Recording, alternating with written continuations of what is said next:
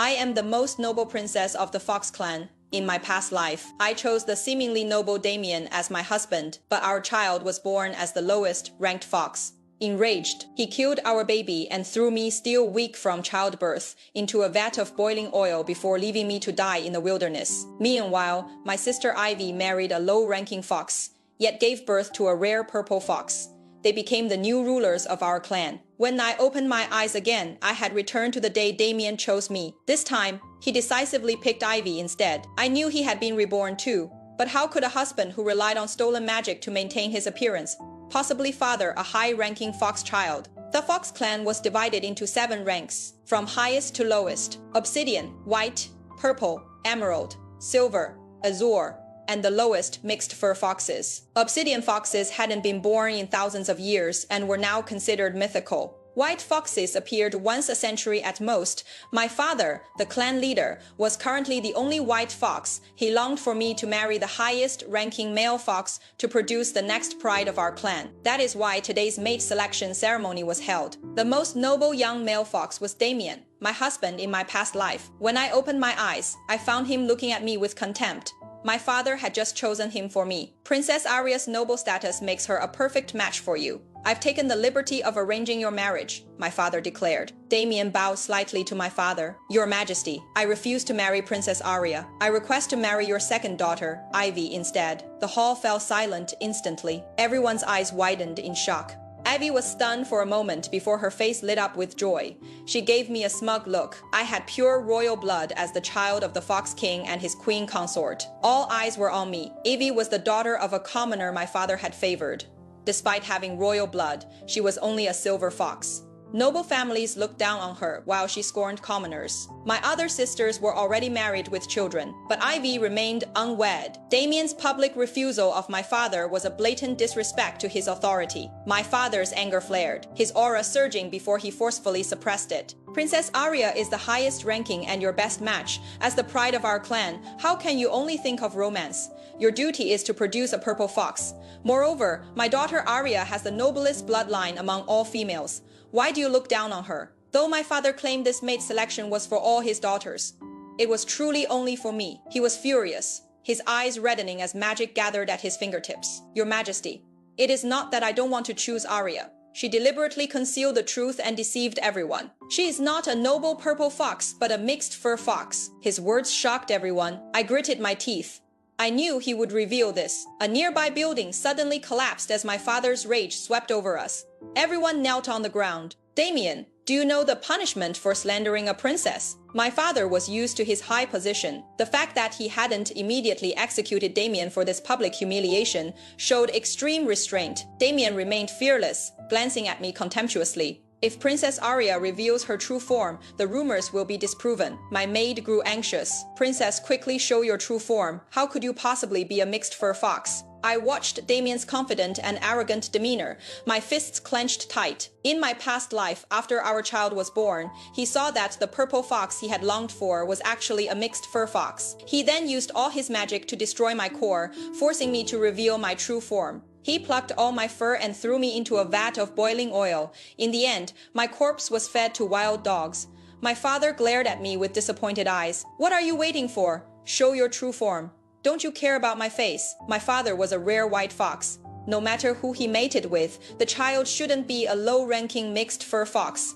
Damien's words were questioning whether my bloodline was truly pure. My father's eyes were blood, red as he angrily pressured me. Aria, what are you waiting for? My father and mother had been deeply in love. My mother had died giving birth to me, so my father treasured me above all else. My mother's last words declaring me a purple fox had never been questioned. I lowered my head and remained silent before slowly uttering a few words. I am indeed not a purple fox. My father suppressed his anger. Very well then. I'll arrange the marriage between Damien and Ivy. If there is nothing else, you are all dismissed. Damien left with an expression of anticipation for the show to come. In the end, only my father and I remained. He coughed up a mouthful of blood. Princess Aria's crimes are unforgivable. Throw her into the dungeon. I wanted to explain that, although I wasn't a purple fox, I definitely wasn't an ordinary mixed fur fox either. My fur color was special, white interspersed with red, as if my entire body was surrounded by flames. But from start to finish, he never gave me a chance to explain. He didn't trust me, or even the words of his beloved wife who had died giving birth to his child.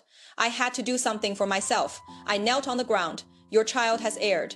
I request to be sent to the frozen lands as an offering to the fox god. The Fox clan had declined over the centuries, with fewer and fewer high-ranking foxes born. To continue the bloodline, every 100 years they would offer young maidens to the fox god, seeking blessings and protection. My situation was dire.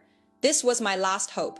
My mother had left me a message that appeared and then vanished on my coming-of-age day. Your identity is special. If necessary, you can go to the frozen lands to seek the fox god. Your destiny lies there. In my past life, I had been infatuated with Damien and never took my mother's words to heart. This time, I had to take a chance. My father glared at me fiercely when he heard my request. In the end, Ivy whispered in his ear, delighted at my apparent self-destruction. He finally agreed. I returned to my chambers with my maid to pack. Ivy couldn't wait to come gloat. She wore luxurious clothes she had never worn before, her face caked with makeup. No, she was basking in glory. I never imagined the high and mighty Princess Aria would turn out to be a mixed fur fox that even common clan members despise. Even if you go as an offering, why would the fox god favor you? Even with all that powder, the wrinkles on her face couldn't be hidden. Unlike me, now chosen by Damien, every fox maiden's dream man. Little sister, your jealousy is useless. My maid stepped forward. Princess Ivy, just days ago you were begging my mistress to help find you a good match. How quickly you've changed. Evie's expression changed. She immediately slapped my maid hard across the face. I was about to retaliate when I suddenly felt a force knock me to the ground. Damien was standing in the doorway watching me. Ivy bears the responsibility of our clan's future. She'll bear white fox children with me. You mixed fur trash should just go die. At that moment, another powerful force hit me. I coughed up a mouthful of blood. I saw my father glaring at me from afar, his face displeased. The mighty Fox King actually believed these two mongrels could produce the future hope of our clan. I laughed out loud. Then I wish you both the birth of a white fox. They couldn't produce one. A silver fox and a mixed fur fox could only produce another mixed fur. Moreover, Damien's magic was depleted from maintaining his appearance. He likely couldn't father a child at all. Ivy, you'll slowly taste all the pain I suffered in my past life. I left the palace amid everyone's mockery. Even the clan members on the road to the frozen lands constantly humiliated me. You are of such lowly status.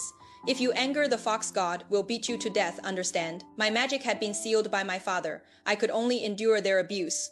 Fortunately, half a month later, I successfully arrived. On the first night, everyone eagerly awaited the fox god's arrival. At midnight, a filthy man with a lame left leg stumbled in. Everyone was frightened at first and chased him away. Only I noticed that despite his limp, he still moved with agility. He was no ordinary person. So I ran out during the commotion and called out to the man. He turned back with a slight smile, and I lost consciousness. When I woke up the next day, my whole body ached, and there was a strange mark on my wrist. Everyone in the temple had vanished. I could only return to the palace based on my memory. Everyone was in a panic. Throughout history, no one had ever returned from there. My father had even sent search parties, but those sent as offerings had vanished without a trace. My return was either a great blessing or a great curse. The royal clan members cursed me as a fugitive who disregarded the clan's safety. No matter how I tried to explain, it was useless. They finally came up with a solution: to burn me at the stake in front of the temple as a show of respect to the fox god. Father, I don't know what happened. I really didn't sneak away. I cried, begging them to spare me. I didn't want to repeat the tragedy of my past life. Look at how many things you've done to shame me, he roared. Ivy was pregnant. Damien supported her as they watched my misfortune from the side. Flames suddenly ignited around me. I was so frightened I nearly fainted. But after a long while, I realized the flames couldn't harm me at all. Only the mark on my wrist glowed faintly. What is going on, Arya? What trick have you pulled now? How can you be so devious? Ivy cried out when she saw I was unharmed. Everyone came to their senses. The high priest stepped forward, putting on airs. Perhaps Arya is too lowly and the fox god finds her repulsive. That is why this is happening. The fox god is merciful, so let's spare her. The high priest called for a doctor to examine me. Suddenly, another shocking secret was revealed. Arya, she is pregnant. My father's gloomy face grew even more vicious. Everyone was astonished, looking at me in disbelief. Arya, kneel down. You've repeatedly offended the fox god. Today I'll rid our clan of this scourge. Damien finally saw his chance.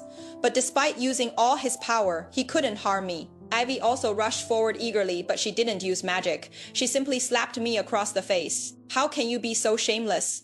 An unwed princess consorting with others. I noticed that Ivy's slap carried no magical power at all. It seemed Damien had chosen the same path as before. There are many strange creatures in the frozen lands. The princess may not even know what she is carrying. I was reviled by everyone. All sorts of insults were hurled at me. Some even tried to harass me in front of my father.